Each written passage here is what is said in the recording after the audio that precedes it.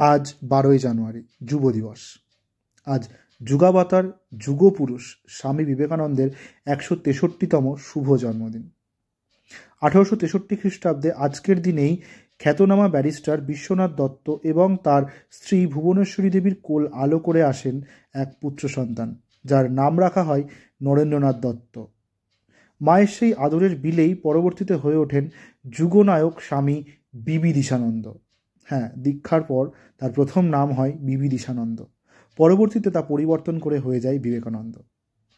স্বয়ং ঠাকুর রামকৃষ্ণ যার বিবেককে জাগরিত করেছিলেন। ভারত তথা পাশ্চাত্যে যিনি হিন্দু ধর্মকে দেন এক নতুন দিশা। আজ কৃষ্ণনগর শক্তিনগর রামকৃষ্ণ বিবেকানন্দ পাঠচক্রে সেই মহামানবের জন্মদিন উদযাপন করার হেতু প্রথমে পতাকা উত্তোলন ও তারপর প্রভাত ফেরির আয়োজন করা হয়। ভিডিও ও ছবিগুলি সেখানকারই। ছবি ও ভিডিও সৌজন্যে সাগ্নিক সাহা। ধন্যবাদ।